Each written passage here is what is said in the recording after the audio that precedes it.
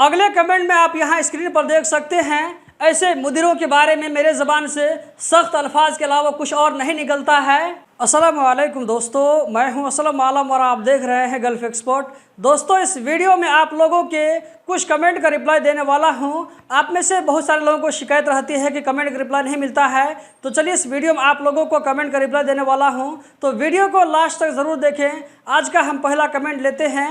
यहाँ पर आप में से किसी भाई ने पूछा है, उनका कहना यह है कि उनके नागरिकता में और उनके जो पासपोर्ट में जो नाम है वो स्पेलिंग मैच नहीं कर रहा है। तो इनका कहना यह है कि नागरिकता के हिसाब से हमको पासपोर्ट में नाम चेंज करवाना है, तो इसके लिए हमें क्या करना होगा, ये पॉसिबल है या नहीं है। तो मैं यहाँ पर कहना चाहूँगा कि ये काम कतर में पॉसिबल है, कोई दिक्कत की बात नहीं है। इसके लिए सबसे पहले आपको एम्बेसी में जाकर के पासपोर्ट को चेंज करवाना होगा।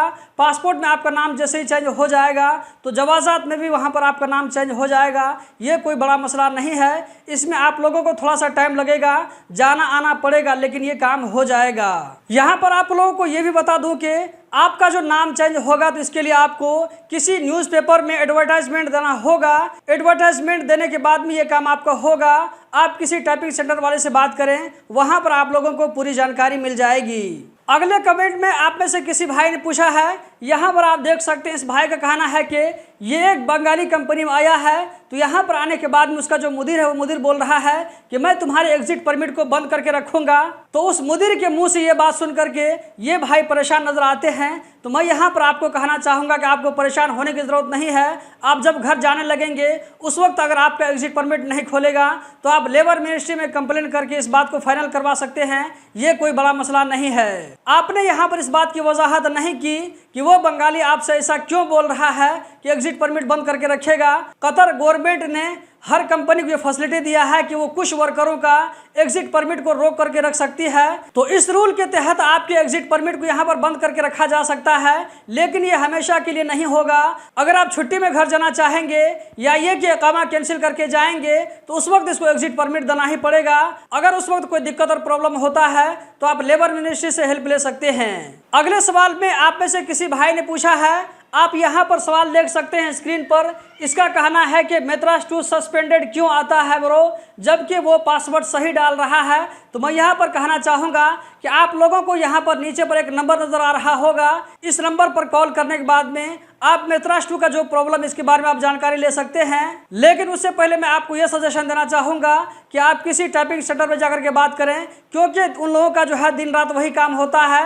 हो सकता है कि आप ओपन करने में कुछ गड़बड़ कर रहे हों, इसलिए वो ओपन नहीं हो रहा है। तो टाइपिंग सेंटर वाले आप लोगों को प्रॉपर ओपन करके देंगे। अगर फिर भी आपका जो प्रॉब्लम सॉल्व नहीं होता है तो यहाँ पर जो आप लोगों को नंबर नज़र आ रहा है, इस नंबर पर कॉल करके आप जो टेक्निकल प्रॉब्लम होगा उसका आप सोल्यूशन ले सकते हैं। आज के अगले सवाल में आप में से किसी भाई ने यहाँ पर पूछा है, आप देख सकते हैं इस भाई का कहना है कि इसका कतर आईडी कैंसिल नहीं हुआ है और ये भाई इस वक्त नेपाल में है। तो ये कतर में दूसरी कंपनी में जाना चाहते हैं, तो इसका जो आईडी एक्सपायर होगा 15 सितंबर को एक्सपायर हो गया है। तो ये दूसरी कंपनी में कैसे जा सकते हैं। आप लोगों को मालूम है कि कतर आईडी कैंसिल नहीं होगा तो न्यू वीज़ा निकलने में बहुत ज़्यादा दिक्कत प्रॉब्लम होता है, वेट करना पड़ता है। तो यहाँ पर मैं आपको ये सजेशन देना चाहूँगा कि आपकी कंपनी का जो मंदूब था उससे आप बात करके उसको थोड़ा बहुत आप चाय पानी पिला करके कुछ ले दे करके मामला को सेटल कर लीजिए और अपना आईडी कैंसिल करवा लीजिए। इस तरह आपका वीज़ा दूसरी जगह निकल सकता है। वरना कभी कभी ऐसा भी होता है कि ऑटोमेटिक कैंसिल होने के लिए 6 महीना, साल भर, 2 साल लग जाता है। और दूसरा तरीका यह है कि आप साइड से भी किसी बंदूक से बात करके वो लोग सेटिंग उटिंग मिला करके आईडी कैंसिल करवा देते हैं, तो ये भी हो जाता है। लेकिन जो है ये लीगल तरीका नहीं है, इसलिए मैं यहाँ पर सजेस्ट नहीं करूँगा, क्योंकि इस तरीके से बंदूक वगैरह जो है बहुत ज़्यादा वर्कर का पैसा लूटते हैं। तो आप लोगों को यहाँ पर सावधानी बरतना होगा। बस लास्ट सजेशन यही है कि आप किसी तरह बंदूक से बातचीत करके किसी तरह उसको अपने फेवर में करके उसके आईडी कैंसिल करवा लीजिए। अगले सवाल में आप यहाँ पर देख सकते हैं, किसी भाई ने पूछा है कि हम लोगों को काम चाहिए प्लीज़ सर। कतर में जो अभी आप लोगों को मालूम है कि वहाँ पर बहुत ही बुरा हाल चल रहा है, तो अभी तक जो है काम के बारे में कुछ भी न्यू अपडेट नहीं मिला है। तो मैं भी आप लोगों के साथ में इसके बारे में कुछ न्यू चीज़ शेयर नहीं कर सकता हूं। अगर आप लोगों को इसके बारे में कुछ मालूम है, कहीं पर अगर काम अगर खुला है तो कमेंट बॉक्स में ज़रूर बताएं। यहाँ पर मैं नए लोगों से कहना चाहूँगा कि कतर अभी फ्री वीज़ा में मत जाएं, वहाँ पर बहुत बुरा हाल है। आप किसी के बहकावे में मत आएँ, वहाँ जाकर के आप बहुत बुरा फंस सकते हैं। अगर डायरेक्ट कंपनी का वीज़ा मिलता है फिर जाएँ, फ्री वीज़ा में मत जाएं। आप इस वाले कमेंट में देख सकते हैं, ये भाई जो है मुझसे कुछ नाराज नजर आ रहा है। कोई दिक्कत की बात नहीं है। इस भाई का कहना है कि मैं जो है कोई भी अपडेट शेयर करता हूं तो सब गलत होता है और काम के बारे में कुछ भी यहां पर नहीं बताता हूं, फालतू न्यूज़ देता हूं।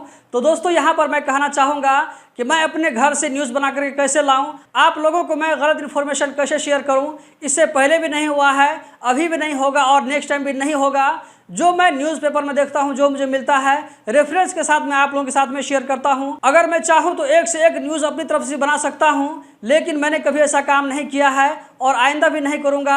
आप लोगों को YouTube पर बहुत सारी वीडियो मिल जाएगी जहां पर कहा जाता है कि सऊदी अरब में, दुबई में इतने सैलरी के वहां पर जॉब खुला हुआ है, आप अप्लाई करें। लेकिन ये काम मुझसे नहीं होगा। जो सच बात है वही बताऊंगा। जो चीज़ कतर में नहीं है, नहीं हो रहा है, वो कैसे बताऊं अपनी तरफ से। बहरहाल आपने जो वीडियो देखा है और ये जो आपने वर्ड लिखे हैं, इसको मैं बुरा नहीं मानता हूं। आपको बहुत बहुत थैंक यू। अगले कमेंट में आप यहां स्क्रीन पर देख सकते हैं, ऐसे मुदिरों के बारे में मेरे ज़बान से सख्त अल्फाज के अलावा कुछ और नहीं निकलता है। यहाँ पर आप देख सकते हैं कि एक भाई का कहना है कि मुझे किसी नेपाली भाई ने फ्री वीज़ा दिया। जब वो कतर जाते हैं तो उसको 3 महीना रूम पर रुकना पड़ता है। अपने दोस्तों की मदद से कहीं दूसरी जगह काम पकड़ते हैं। तो जब वहाँ पर काम करने के लिए जाते हैं, इसके कमेंट के पढ़ने से पता चलता है कि ये अपनी कंपनी के कैंप में ही रह रहा होगा। तो इसके मुदीर ने जाने के टाइम में रूम रेंट का पैसा मांगा। तो इस भाई का कहना है कि मेरे पास में अभी मैं 3 महीना से बैठा हूँ, मेरे पास पैसा नहीं है, तो मैं जो काम करूँगा और जो मुझे पैसा मिलेगा तो मैं आपको पे कर दूंगा। लेकिन यहाँ पर मुदीर मानने के लिए तैयार नहीं है। तो इस सिचुएशन में ये क्या कर सकते हैं, इनके पास सिर्फ आईडी है और दूसरी चीज़ नहीं है। तो दोस्तों इस तरह के मुदीरों के बारे में सुनने के बाद मेरे ज़बान से सिर्फ सख्त अल्फाज ही निकलते हैं, क्योंकि कतर में बहुत सारे लोग ऐसे भी होते हैं, बहुत से मुदीर ऐसे भी होते हैं जो कि लोगों के साथ में इस तरह जुल्म करते हैं। ये भाई 3 महीना से रूम में बैठा हुआ, कुछ काम नहीं है, अभी उसको काम मिला है। जब वो दूसरी जगह जाने लगा है तो बोल रहा है कि पैसा लाओ नहीं तो तुम्हारा आईडी कैंसिल कर देंगे। दुनिया में ऐसे लोग भी रहते हैं। तो यहाँ पर मैं इस भाई को सजेशन देना चाहूँगा कि आपके मुदीर ने आपको जो धमकी दिया है, व्हाट्सएप के जरिए हो या ये कि कॉलिंग करके हो, जो बात भी उसने कहा है सारी चीज़ को आप रिकॉर्डिंग रखिए। व्हाट्सएप की जो वीडियो है या ये कि वॉइस मैसेज है, टेक्स्ट मैसेज है, जो भी मैसेज है सारी चीज़ को आप रिकॉर्डिंग करके आप उसको प्रूफ के तौर पर अपने पास में रखिए। अगर आपका मुदीर आपका आईडी कैंसिल करता है तो सारी चीज़ों को आप सबूत के तौर पर ले करके आप लेबर ऑफिस में कंप्लेंट कीजिए, वहाँ पर केस लड़िए। इंशाल्लाह आपके साथ में इंसाफ ज़रूर होगा। इसी के साथ साथ मैं यहाँ पर उस भाई को एक और सजेशन दिया हूँ जिसे आप अपनी आंखों से देख सकते हैं। मैंने यहाँ पर कहा है कि मुदीर को थोड़ा सा आप नर्म लहजे से बात कीजिए, किसी तरह आप रिक्वेस्ट कीजिए कि हम 3 महीना से काम नहीं किए हैं, मेरे पास पैसा नहीं है, आप थोड़ा सा हमको टाइम दे दीजिए, जैसे जैसे पैसा आएगा आपको हम देते रहेंगे। आप नर्म अंदाज से कीजिए, हो सकता है मान जाए। अगर नहीं मानता है तो सारी चीज़ों अपने पास में रखिए और लास्ट ऑप्शन आपके पास में ही है कि आप लेबर मिनिस्ट्री में जाकर के कंप्लेन करें, वहाँ पर आपकी बात ज़रूर सुनी जाएगी। आज के लास्ट सवाल में आप में से किसी सिस्टर ने यह सवाल किया है। इस सिस्टर का कहना यह है कि वो इंडिया से है, उनके हस्बैंड को कतर में उसके कफिल ने किसी झूठे केस में, ड्रग के केस में फंसा दिया है। अब वो जो है पुलिस के हत्थे चढ़ गए हैं। उनका कहना है कि उनके 2 छोटे छोटे बच्चे हैं, अब वो इंडिया कब तक वापस आएंगे।